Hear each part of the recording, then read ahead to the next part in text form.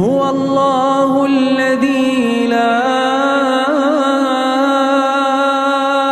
إله إلا هو عالم الغيب والشهادة هو الرحمن الرحيم. هو الله الذي لا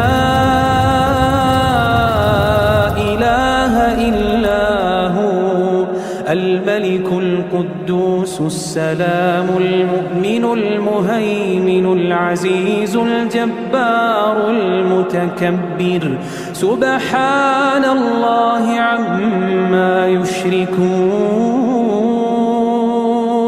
سبحان الله عما يشركون. هو الله الخالق البارئ المصور له الأسماء الحسنى يسبح له ما في السماوات والأرض وهو العزيز الحكيم.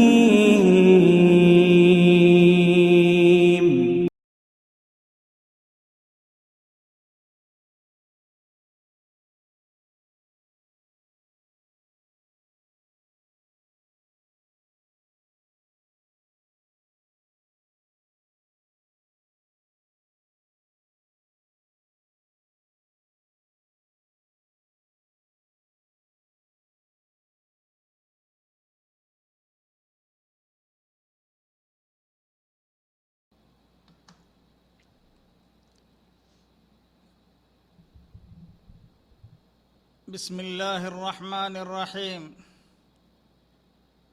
إن الحمد لله نحمده ونستعينه ونستغفره ونتوب إليه ونعوذ بالله من شرور أنفسنا ومن سيئات أعمالنا. من يهده الله فلا مضل له ومن يضلله فلا هادي له.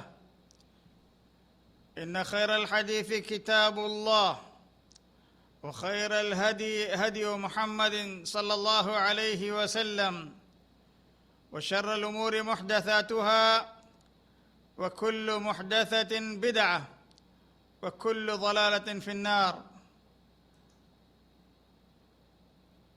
اللهم لك الحمد حمدا كثيرا طيبا مباركا فيه ولك الحمد كما ينبغي لجلال وجهك وعظيم سلطانك. وأشهد أن لا إله إلا الله وحده لا شريك له وأشهد أن محمدًا عبده ورسوله صلى الله عليه وعلى آله وصحبه وسلم تسليمًا كثيرا. ثم أما بعد، سبحانك لا علم لنا إلا ما علمتنا إنك أنت العليم الحكيم. رب اشرح لي صدري ويسر لي أمري واحلل عقدة من لساني يفقه قولي. اللهم انفعنا بما علمتنا وعلمنا ما ينفعنا وارزقنا علما ينفعنا وزدنا علما. اللهم إنا نعوذ بك من علم لا ينفع ومن عمل لا يرفع ومن عين لا تدمع ومن قلب لا يخشع ومن نفس لا تشبع ومن دعوة لا يستجاب لها. اللهم إنا نعوذ بك من جهد البلاء ودرك الشقاء وسوء القضاء وشماتة الأعداء. اللهم إنا نعوذ بك من الفتن ما ظهر منها وما بطن. لائق صد احترام، قابل صد اکرام، عالی وقار مشاہدین اور مشاہدات، سامعین اور سامعات، السلام علیکم ورحمۃ اللہ وبرکاتہ۔ جدہ دعوت سینٹر حی السلامہ مملکت سعودی عرب کے فیس بک اور یوٹیوب چینل پر آپ سب بھائی اور بہنوں کا حسین استقبال ہے۔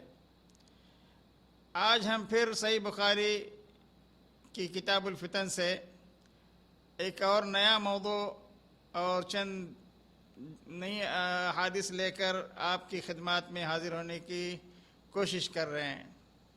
اللہ تعالیٰ ہمیں حق بات کہنے، اس حق کو خوب غور سے سن کر قبول کرنے، اس حق پر عمل کرنے کی توفیق عطا فرمائے۔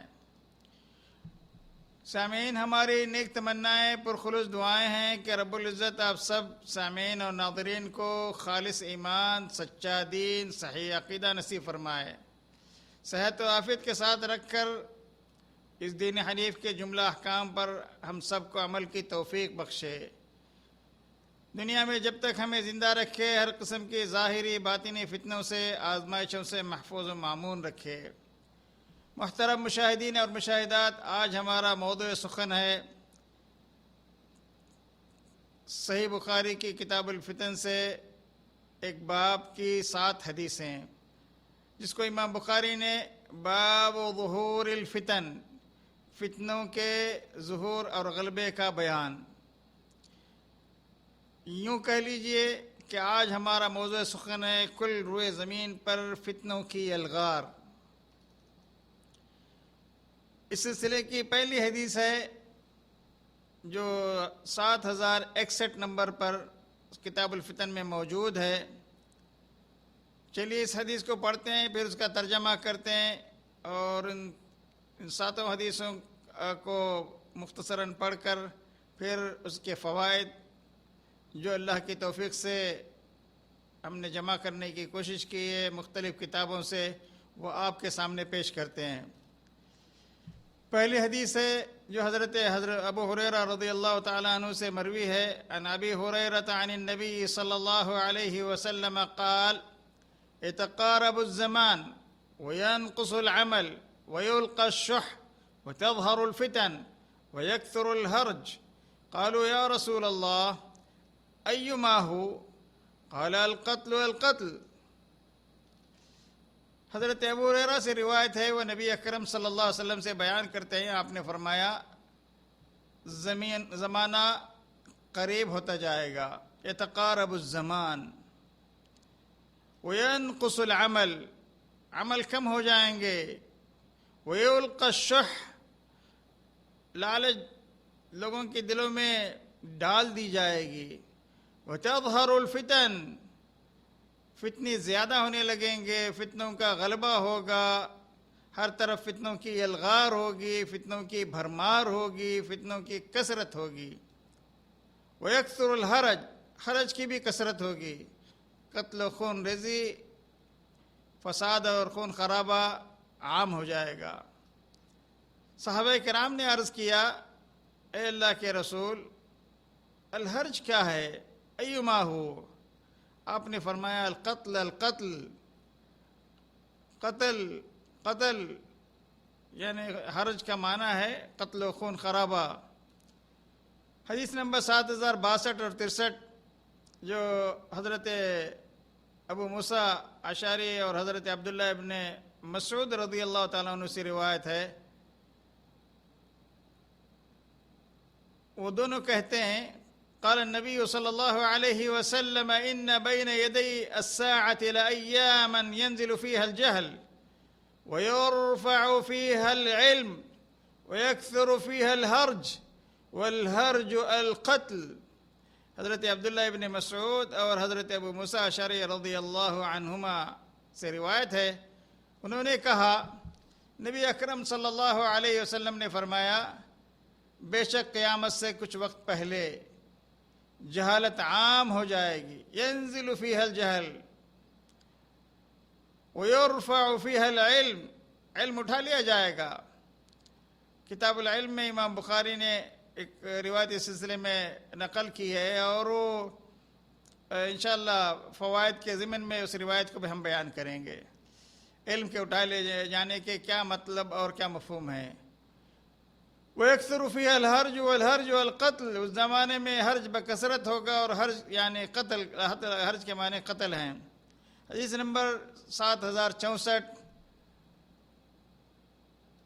اس میں بھی ہے کہ نبی اکرم صلی اللہ علیہ وسلم نے فرمایا ان بین یدی الساعة ایاما یرفع فیہا العلم وینزل فیہا الجہل ویکثر فیہا الحرج، معنی وہی ہے الفاظ وہی ہیں، سند مختلف ہے۔ اور حضرت ابو موسیٰ کہتے ہیں کہ میں نے پیارے نبی صلی اللہ علیہ وسلم سے سنا کہ حرج حبشی زبان میں قتل کو کہتے ہیں۔ حدیث نمبر 7066، اس میں بھی والحرج القتل بلسان الحبشہ، الفاظ پہلے گزر چکے ہیں جن حدیثوں میں جو ہم ابھی پڑھے، بین یدی الساعۃ ایام الحرج یزول فیہا العلم ویظہر فیہا الجہل، باتیں وہی ہیں، جہالت عام ہو جائے گی، علم اٹھا لیا جائے گا۔ آخری حدیث جو اس باب کی 7067 ہے، 7067، اس میں اتنے الفاظ الگ ہیں کہ من شرار الناس، حضرت عبداللہ ابن مسعود کہتے ہیں سمعت النبی صلی اللہ علیہ وسلم یقول من شرار الناس من تدرکهم الساعة وهم احیاء۔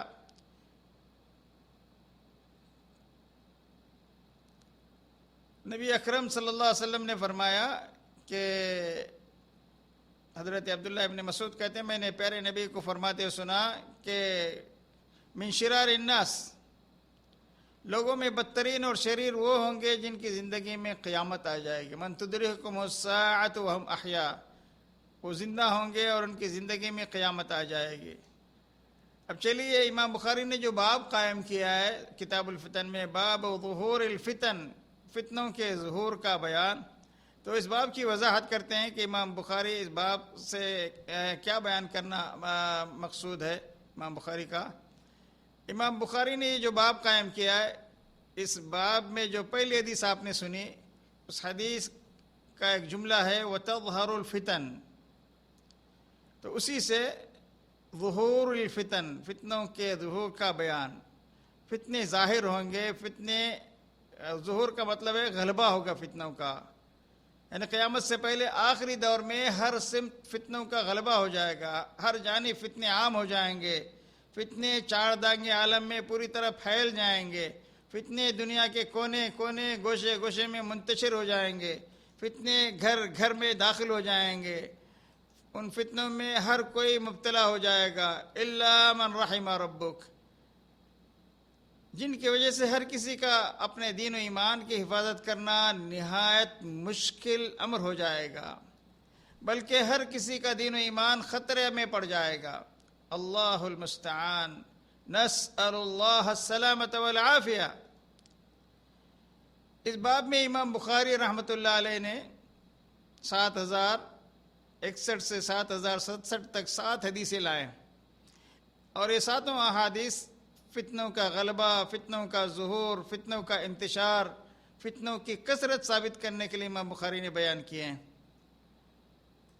جب ہر طرف فتنوں کا دورہ ہو، جب ہر جانب سے فتنوں کی الغار ہو، جب 400 فتنوں کی بوچھار ہو، جب فتنے آسمان سے موسلادھار بارش کے قطروں کی طرح برسنے لگیں، جب فتنے زمین سے ابلنے لگیں، جب فتنے سمندر کی تلاطم خیز موجوں کی طرح پے در پے اور پورے تسلسل کے ساتھ زمین کی سطح پر ابھرنے لگیں، جب فتنے گھروں کے اندر بھی پریشانی کا باعث بننے لگے لوگوں کے لیے، جب فتنے گھروں کے باہر بھی مسلمانوں کی سرگردانی کا سبب بننے لگیں، جب فتنے گلی کوچوں اور برسر عام ڈنکے کی چوٹ پر بھولنے لگیں، جب فتنے قیامت کے قریب نکلنے والی آگ کی طرح ہر انسان کے ساتھ ساتھ چلنے لگیں، تو یہ دور مسلمانوں کے لیے نہایت سنگین دور ہوگا۔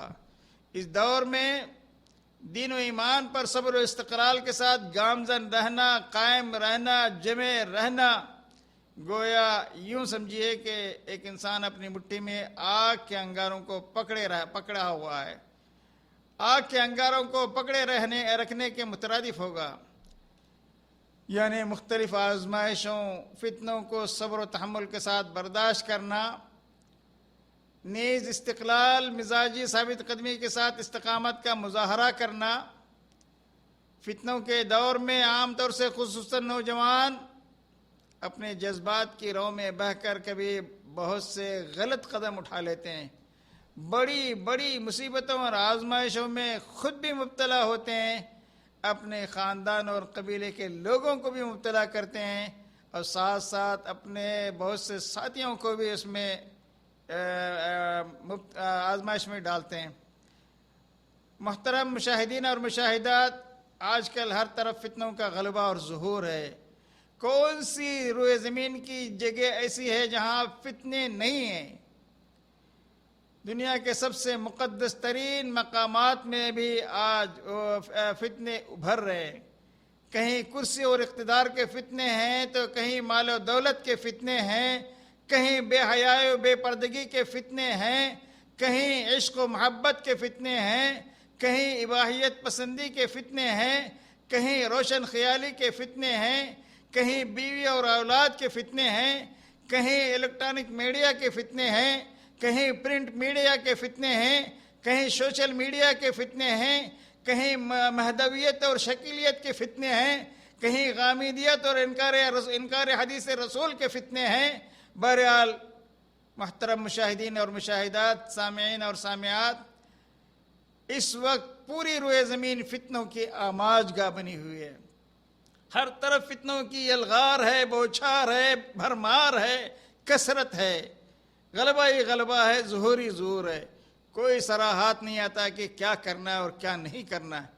ایسے حالات میں اللہ تعالیٰ سے سمندر میں ڈوبنے والے غریق کی طرح اللہ سے دعا کرنا چاہیے، پورے آہوزاری کے ساتھ، عاجزی اور انکساری کے ساتھ۔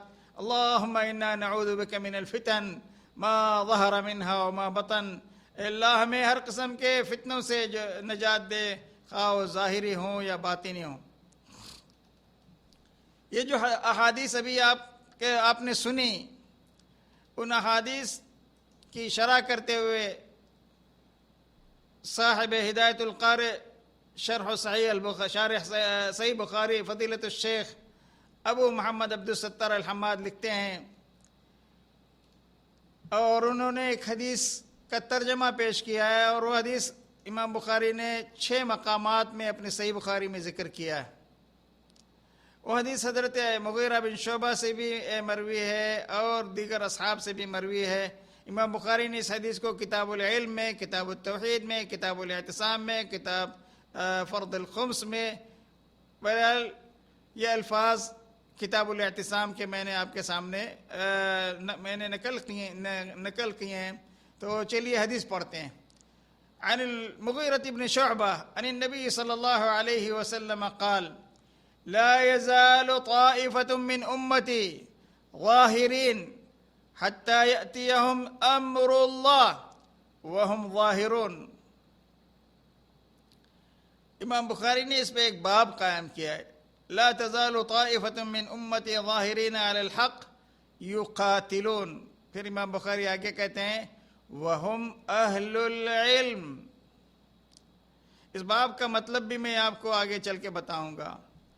اس حدیث کا مفہوم ہے، حضرت مغیرہ بن شعبہ سے روایت ہے، وہ نبی اکرم صلی اللہ علیہ وسلم سے بیان کرتے ہیں کہ نبی اکرم صلی اللہ علیہ وسلم نے فرمایا لا يزال طائفة من امتی ظاہرین، میری امت کا ایک گروہ ہمیشہ غالب رہے گا، حتی یأتیہم امر اللہ، یہاں تک کہ قیامت آ جائے گی، وہم ظاہرون، وہ غالب ہی رہیں گے۔ امام بخاری رحمہ اللہ نے اس سے مراد، اس طائفہ سے مراد اہل علم مراد لیا۔ امام بخاری رحمۃ اللہ علیہ کا مطلب یہ ہے کہ گروہ کتاب و سنت کو مضبوطی سے تھامنے والا ہوگا، وہ لوگوں کی رہنمائی کتاب و سنت سے کرے گا، قیاس اور رائے کا بے دریغ استعمال نہیں کرے گا۔ یہ گروہ محدثین کرام اور مجاہدین اسلام پر مشتمل ہوگا۔ امام احمد بن حنبل رحمۃ اللہ علیہ فرماتے ہیں اگر طائفہ منصورہ سے مراد اہل حدیث نہیں ہے تو مجھے معلوم نہیں ہے کہ وہ کون سا گروہ ہو سکتا ہے۔ اس حدیث میں آپ نے سنا حتی یأتی امر اللہ، یہاں تک کہ اللہ کا حکم آ جائے، تو امر اللہ سے مراد اللہ تعالیٰ کے کونی اور قدری فیصلے، یعنی قیامت آ جائے، یعنی وہ پاکیزہ ہوا چلے جو قیامت کے قریب چلے گی اور اہل ایمان کے ارواح کو قبض کر لے گی، پھر اس کے بعد ساری دنیا میں صرف بدکار، فاسق، فاسد، فاجر اور پاپی لوگ رہ جائیں گے، اور انہیں نہ حج کی توفیق ہوگی، نہ نمازوں کی توفیق ہوگی، دین کا علم اور شعور بھی نہیں رہے گا، صرف گناہوں میں ملوث ہوں گے، اور اس وقت روئے زمین پر ایک شخص بھی اللہ عز و جل کا نام لینے والا نہیں رہے گا، حتیٰ یأتیہم امر اللہ۔ تو امر اللہ، اللہ تعالیٰ ہی ساری کائنات اور کل موجودات کا تنہا حقیقی حاکم اعلیٰ ہے۔ ساری کائنات، کل موجودات اس کے مملوک اور عبید ہیں، بندے ہیں، اور اسے اپنے مملوکات اور بندوں کے حق میں ہر قسم کی تدبیر اور تصرف کا پورا پورا حق حاصل ہے۔ اس کے جملہ فیصلے، احکام، حکمت، عدل و انصاف سراپا رحمت اور احسان پر اور سراپا نفع بخشی پر مبنی ہوتے ہیں۔ محترم مشاہدین اور مشاہدات، میں نے بتایا امر اللہ سے مراد اللہ کے کونی اور قدری فیصلے ہوتے ہیں۔ تو اللہ تعالیٰ کے فیصلے اور احکام تین قسم کے ہوتے ہیں۔ پہلی قسم اللہ کے قضاء و قدر کے فیصلے اور احکام، یعنی تقدیر کے فیصلے، قضاء و قدر کے فیصلے۔ اس میں بندوں کو کوئی اختیار نہیں ہوتا، اس میں بندوں کی کوئی مشیت، کوئی ارادہ، کوئی انہیں آزادی رائے یا اختیار کرنے کی کوئی آزادی نہیں ہوتی، ارادے کا کوئی اختیار نہیں ہوتا۔ اللہ تعالیٰ نے کہہ دیا کن فیکون، اللہ کے حکم کی تعمیل ہوتی ہے اور وہ چیز وجود میں آ جاتی ہے۔ اللہ تعالیٰ کے شریعت کے فیصلے اور احکام، اللہ نے حکم دیا اقیموا الصلاۃ، نماز پڑھو، وآتوا الزکاۃ، زکوٰۃ ادا کرو، کتب علیکم الصیام، رمضان کے روزے فرض کیے گئے، روزے رکھو، من شہد منکم الشہر فلیصمہ، یہ شریعت کے فیصلے اور احکام ہیں۔ اس میں بندے کو اختیار اور آزادی دی گئی ہے، چاہے تو وہ شریعت کے احکام پر عمل کر کے جنت کا راستہ اپنا کر جنت کا اپنے لیے جنت کا مقام اللہ کے پاس، اللہ کو راضی کر کے جنت کا مقام پالے، اور اللہ کے احکام کی روگردانی کر کے جہنم میں چلا جائے۔ اور تیسری قسم اللہ کے فیصلوں کے، اللہ تعالیٰ کے جزا اور سزا کے فیصلے اور احکام، یعنی شرعی حدود وغیرہ۔ بہرکیف اس حدیث میں ہے کہ لا یزال طائفۃ من امتی ظاہرین، میری امت کا ایک گروہ ہمیشہ غالب رہے گا۔ تو غلبے سے کیا مراد ہے اس حدیث میں؟ تو اس غلبے سے مراد دینی بصیرت پر مبنی غلبہ ہے، علمی غلبہ ہے، عملی غلبہ ہے، اخلاقی غلبہ ہے۔ ضروری نہیں ہے کہ مسلمانوں کے ہاتھ میں حکومت کی باغ ڈور ہو اور سیاسی غلبہ ہی نصیب ہو۔ بلا شبہ دینی بصیرت اللہ تعالیٰ کا عطیہ ہے، اللہ کی عنایت ہے، اور امت مسلمہ کا غلبہ مطلق ہے، خاص سیاسی طور پر ہو یا دلائل و براہین کے اعتبار سے ہو۔ یہ ممکن ہے کہ مسلمان سیاسی طور پر کسی وقت کمزور ہو جائیں، جیسے آج حالات ہیں، مگر اخلاقی اور دینی خوبیوں کی وجہ سے عمل و کردار میں ہمیشہ اقوام عالم پر غالب رہیں گے۔ آج کے اس نازک دور میں بھی جبکہ مسلمان ہر قسم کے زوال کا شکار ہیں، ہر میدان میں لوگ انہیں پسماندہ کہتے ہیں، اقتصادی میدان میں، تعلیمی میدان میں، اور بھی بہت سارے میدان میں، لیکن بہت سی اخلاقی اور دینی خوبیوں کی وجہ سے دنیا کی تمام قومیں آج بھی ان کا لوہا مانتی ہیں۔ قیامت تک یہی حال رہے گا۔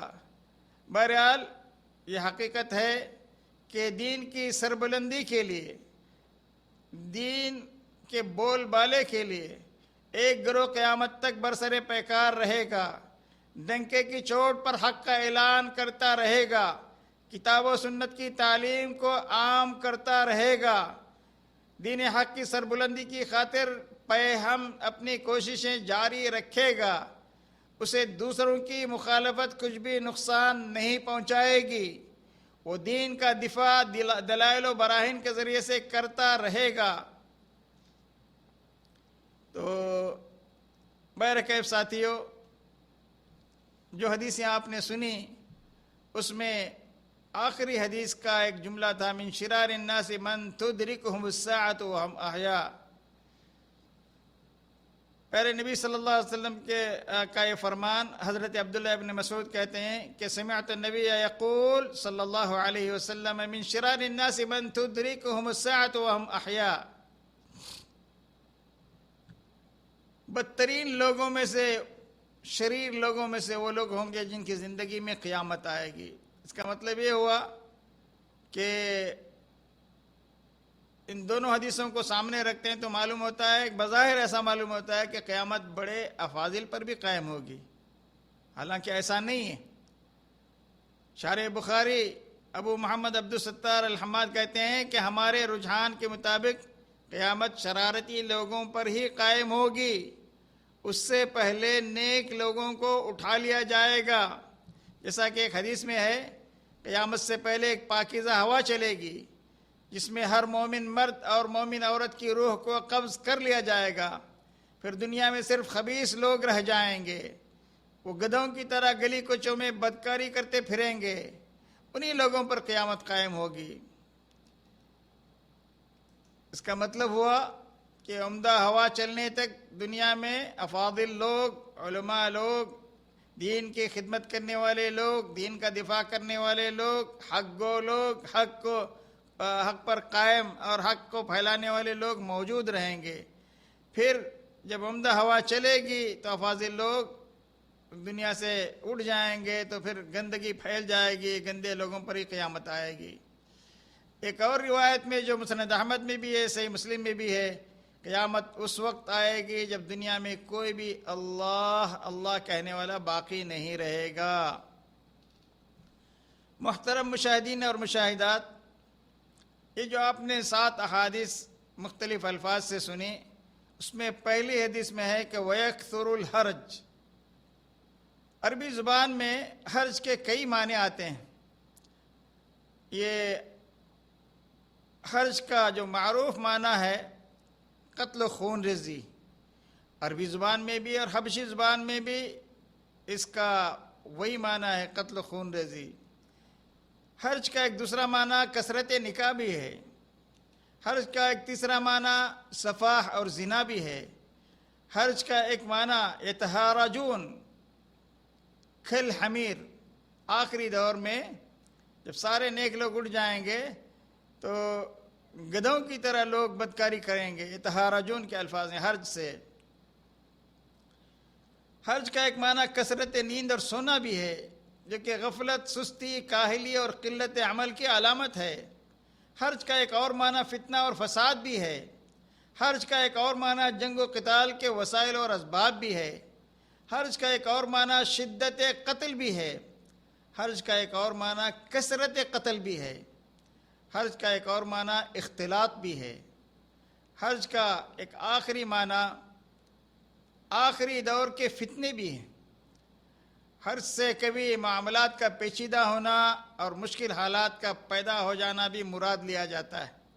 تو بہرحال حرج کے یہ سارے معنی عربی زبان میں آتے ہیں۔ محترم مشاہدین اور مشاہدات، ان احادیث میں جو ابھی 7 حدیثیں آپ نے سنی، ان میں قیامت کی چند چھوٹی چھوٹی علامتوں کا ذکر کیا گیا ہے۔ قیامت کی بڑی بڑی علامتیں تو 10 ہیں۔ دجال کے تعلق سے ہمارے آخری درس میں، وہ آخری حصے میں آپ کو 10 علامتیں ملیں گی۔ یوٹیوب پر، فیس بک پر ہمارا وہ ویڈیو موجود ہے، جو سننا چاہتے ہیں وہاں سن سکتے ہیں۔ تو ان احادیث میں بہت ساری قیامت کی نشانیاں بیان کی گئی ہیں، تو اس میں سے پہلا جملہ تھا یتقارب الزمان۔ تقارب زمان یعنی زمانے کا قریب ہونا۔ اس سلسلے میں علماء کرام کے بہت سے اقوال، علماء نے اس کا ایک مفہوم یہ بھی بیان کیا ہے کہ وقت کے تقارب سے مراد یہ ہے کہ لوگوں میں فساد اور بگاڑ جلدی جلدی پھیلنے لگے گا۔ مثال کے طور پر جس بگاڑ اور خرابی کو، جس فساد کو، معاشرے کے اندر پھیلنے والے خرابی کو پہلے 1 سال یا چند مہینے لگتے تھے، تو قیامت کے قریب وہ بہت کم مدت میں پھیل جائے گی وہ خرابی، وہ فساد بہت کم مدت میں پھیل جائے گا۔ آج آپ محسوس کر رہے ہیں، دیکھ رہے ہیں، مشاہدہ کر رہے ہیں کہ پرنٹ میڈیا کا زمانہ ہے، الیکٹرانک میڈیا کا زمانہ ہے، سوشل میڈیا کا زمانہ ہے، ذرائع ابلاغ اور ترسیل میں بڑی ترقی ہوئی ہے۔ ایک ایک خبر، ایک ایک ویڈیو کلپ، ایک ایک آڈیو کلپ، ایک ایک پکچر، ایک ایک لیکچر، ہر چیز پل بھر میں نہایت تیز رفتاری کے ساتھ دنیا کے ایک کونے سے دوسرے کونے تک پھیل جاتی ہے، نہایت آسانی سے پھیل جاتی ہے، بلکہ آپ کے اپنے ایک انگلی کے ٹچ سے ایک خبر منٹوں سیکنڈوں میں دیکھتے دیکھتے ایک بر اعظم سے دوسرے بر اعظم میں چلی جاتی ہے۔ تقارب الزمان، زمانہ قریب ہو جائے گا۔ تقارب زمان کا ایک دوسرا مفہوم علماء نے یہ بھی بیان کیا ہے کہ اللہ تعالیٰ نے وقت تو ساری کائنات کے تمام انسانوں کو بڑی فراخ دلی اور نہایت عدل و انصاف کا معاملہ کرتے ہوئے 24 گھنٹے ہی عطا کیے ہیں، سب کے پاس وہی ہے۔ وقت تقارب الزمان کا مطلب ہے وقت تنگ ہو جائے گا، اس کی برکت ختم ہو جائے گی، لوگوں کے عیش و عشرت میں پڑ جانے کی بنا پر وقت سے برکت اٹھا لی جائے گی، یہاں تک کہ سال مہینے کی طرح گزر جائیں گے، مہینے ہفتے کی طرح گزر جائیں گے، ہفتے دنوں کی طرح گزر جائیں گے، اور دن ایک گھڑی کی طرح گزر جائے گا، کیونکہ لذت و سرور میں وقت کے گزرنے کا پتہ نہیں چلتا۔ صبح ہوتی ہے، شام ہوتی ہے، عمر یوں ہی تمام ہوتی ہے۔ بہرکیف ساتھیو، ایک اور تیسرا مفہوم تقارب زمان کا یا زمانے کے قریب ہونے کا علماء کرام نے یہ بیان کیا ہے کہ زمانے کے قریب ہونے سے مراد فاصلوں کا سمٹ جانا ہے، فاصلے سمٹ جائیں گے، دوریاں نزدیکیوں میں بدل جائیں گی۔ جس سفر کو طے کرنے میں پہلے زمانے میں کئی مہینے لگ جاتے تھے، کئی ہفتے لگ جاتے تھے، اب چند گھنٹوں میں طے ہو جایا کرے گا۔ ابھی اسی صدی کی بات ہے کہ ماضی قریب میں لوگ سفر حج پر نکلتے تھے تو 6 مہینے کے بعد ان کی گھر واپسی ہوتی تھی۔ تو ہندوستان پاکستان سے لوگ حج کر کے گھر حج کے لیے نکلتے تھے تو اپنے کفن اپنے ساتھ میں لے کے نکلتے تھے۔ بہرکیف تقارب زمان کا ایک چوتھا مفہوم علماء کرام نے یہ بھی بیان کیا ہے کہ اس سے مراد وقت تو 24 گھنٹے کا ہی ہوگا، دن اور رات 24 گھنٹے کے ہی ہوں گے، لیکن دن اور راتوں کی برکت کا کم ہونا ہے۔ اس طرح کے پہلے دور کے لوگ جو کام 1 گھنٹے میں کر لیتے تھے، اب آج کل کے لوگ وہی کام کئی گھنٹوں میں بھی نہیں کر سک رہے ہیں۔ امام بخاری کی زندگی کو اٹھا کے دیکھ لیجئے، ان کی زندگی میں کیسی خیر و برکت تھی۔ امام ابن جریر الطبری کی زندگی کو دیکھ لیجئے، کتنا انہوں نے لکھا ہے۔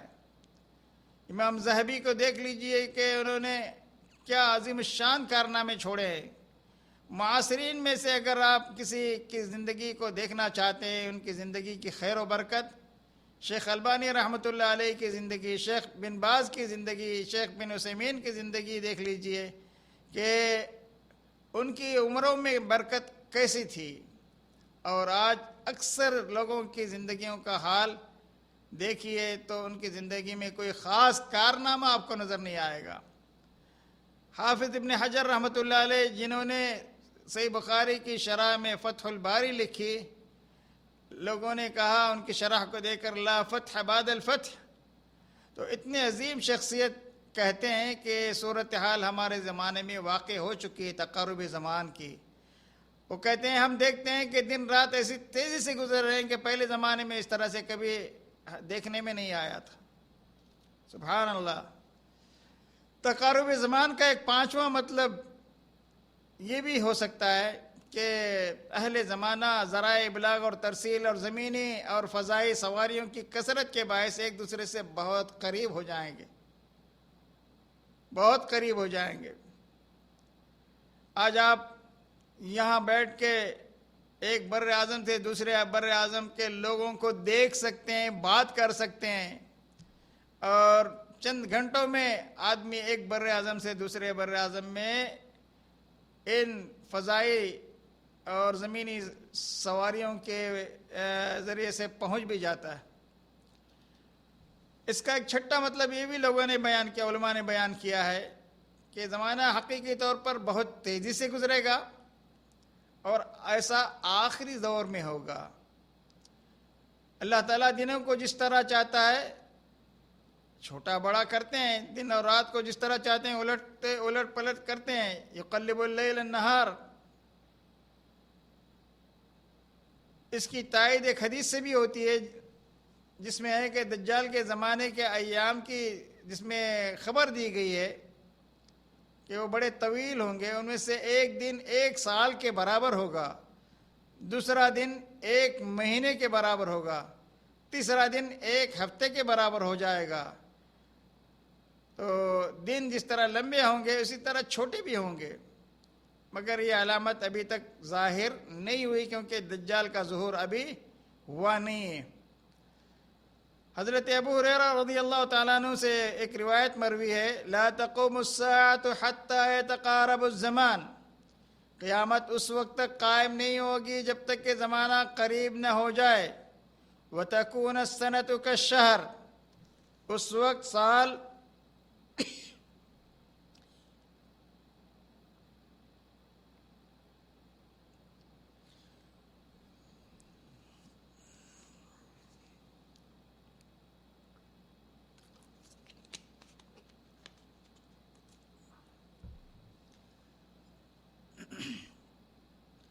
اس وقت سال 1 ماہ کے برابر ہو جائے گا۔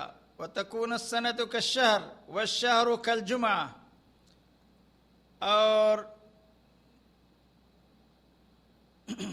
مہینہ جمعہ کے برابر ہوگا، ہفتے کے برابر۔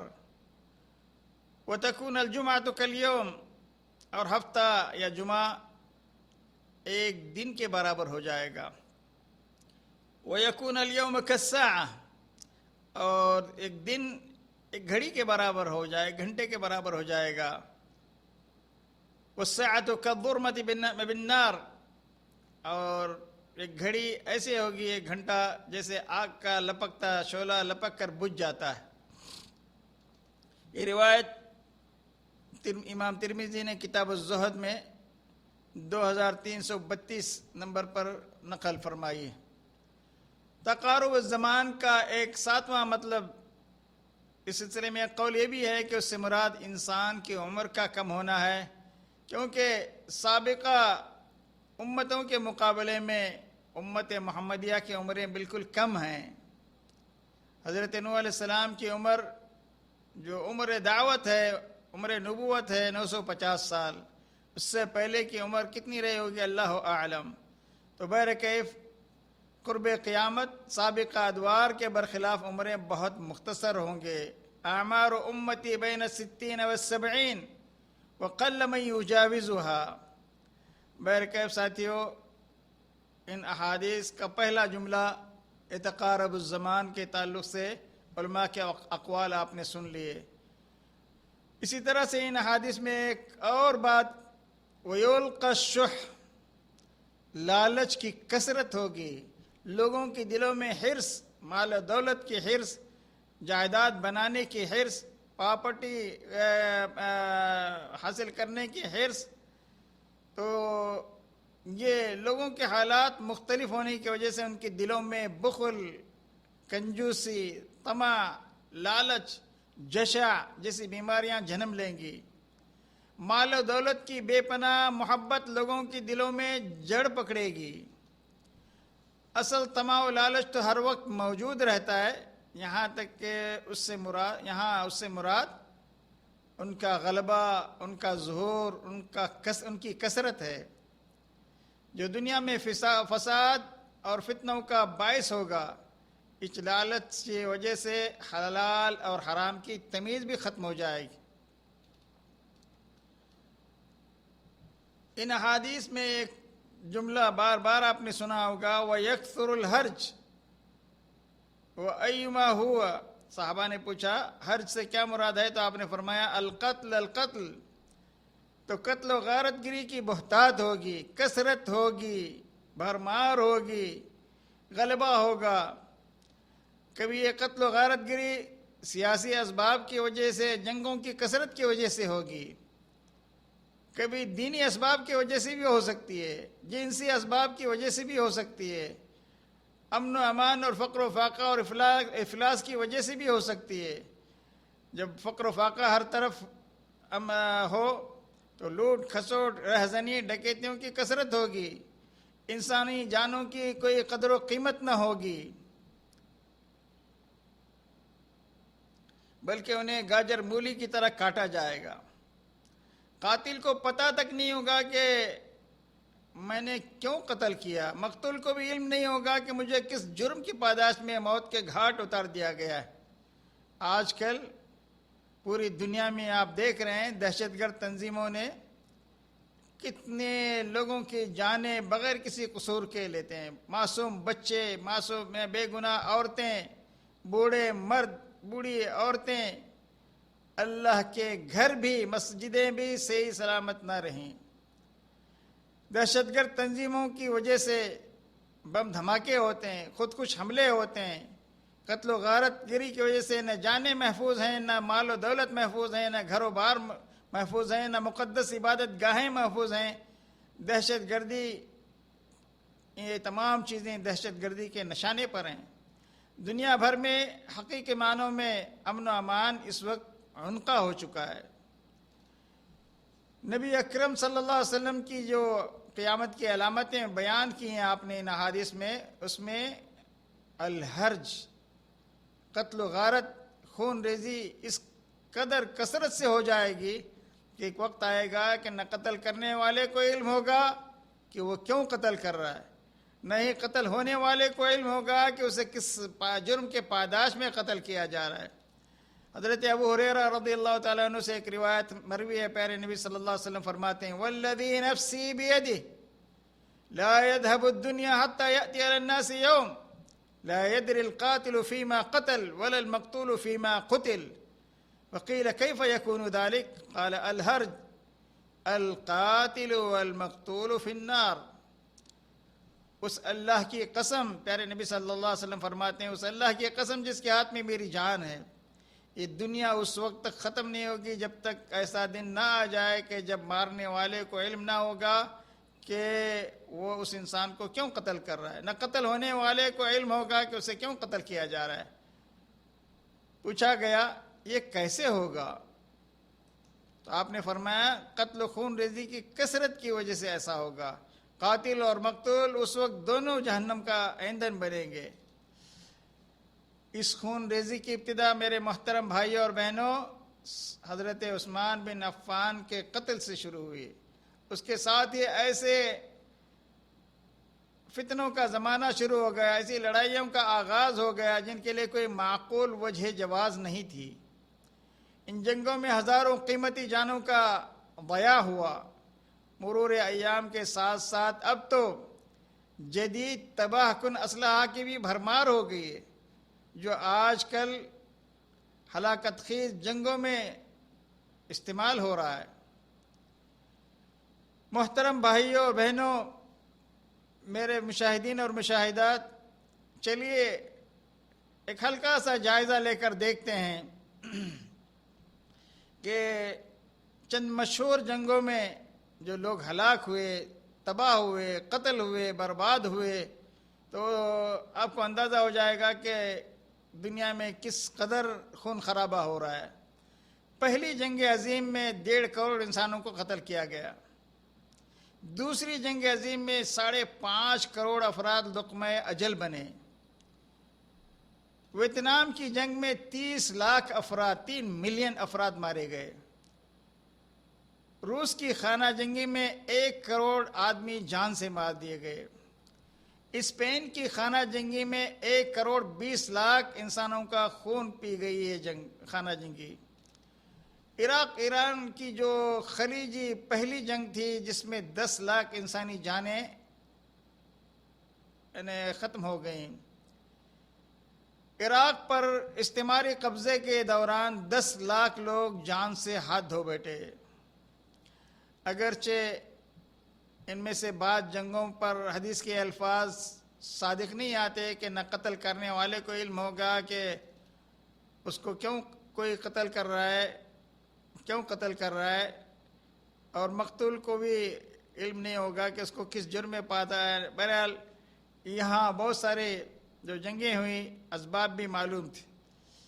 آج کل اس وقت دنیا میں جو موجودہ حالات ہیں، آپ دیکھ لیجئے لیبیا میں کیا کچھ نہیں ہو رہا ہے، یمن میں کیا کچھ نہیں ہو رہا ہے، سیریا میں کیا کچھ نہیں ہو رہا ہے، عراق میں کیا کچھ نہیں ہو رہا ہے، افغانستان میں کیا کچھ نہیں ہو رہا ہے، فلسطین میں کیا کچھ نہیں ہو رہا ہے، کشمیر میں کیا کچھ نہیں ہو رہا ہے۔ تو 50 60 70 سالوں سے روئے زمین کے کچھ حصے خاک و خون میں نہا رہے ہیں۔ روئے زمین کے بہت سے حصے خون کی ندیاں وہاں بہہ رہی ہیں، انسانیت کا عام قتل ہو رہا ہے، اور ان ملکوں کا بنیادی ڈھانچہ مکمل طور پر ختم ہو چکا ہے۔ غریبی کا عالم یہ ہے کہ اکثریت خط فقر کے تحت گزارا کر رہی ہے، اور اس کی بعض آباد کاری میں کتنا خرچ آئے گا اس کا کوئی تخمینہ نہیں لگایا جا سکتا۔ اس وقت 2,40,00,000 مسلمان پناہ گزینوں کی حیثیت سے زندگی گزار رہے ہیں۔ 80 لاکھ شامی، یہ تو ایک سروے ہے، بہت ممکن ہے اس سے بھی زیادہ ہوں، بے گھر ہیں۔ 80 لاکھ شامی بے گھر ہیں۔ 14 لاکھ مسلمان یا تو مقتول ہوئے یا انتہائی زخمی حالت میں ہیں۔ 3 کروڑ مسلمان بے روزگار ہوئے۔ صرف ملک شام کا بنیادی ڈھانچہ اگر استرنو کھڑا کرنا ہے تو کم سے کم 9,000 کروڑ ڈالر کا اس کے اخراجات ہیں۔ عرب دنیا کا اس وقت عرب دنیا 6,400 کروڑ ڈالر کا ہر سال تجارتی خسارہ ہو رہا ہے ان جنگوں کی وجہ سے۔ اقوام متحدہ اور دیگر عرب ممالک کی طرف سے 500 کروڑ سالانہ پناہ گزینوں پر خرچ ہو رہے ہیں۔ 500 کروڑ۔ تو آپ نے اندازہ لگا لیا کہ دنیا میں کس قدر انسانوں کا خون ارزان ہو چکا ہے، سستا ہے، اس کی کوئی انسانی جان کی کوئی قیمت نہیں۔ محترم ناظرین، آج یہیں پر ہم ان احادیث کی شرح کرتے ہوئے یہیں پر ہم رکتے ہیں۔ اگلے ایپیسوڈ میں یا اگلے حلقے میں ان احادیث کی شرح مکمل کریں گے۔ اللہ سے میری دعا ہے کہ اللہ تعالیٰ مجھے اور آپ کو ہر قسم کے ظاہری اور باطنی فتنوں سے محفوظ رکھے۔ وصلی اللہ علی نبینا محمد وجزاکم اللہ خیراً۔ آپ کے حسن سماعت کا بے حد شکریہ۔ زندگی نے اگر وفا کی تو بہت جلد باقی احادیث کے باقی جملوں کی تشریح لے کر آپ کی خدمت میں حاضر ہوتے ہیں۔ والسلام علیکم ورحمۃ اللہ وبرکاتہ۔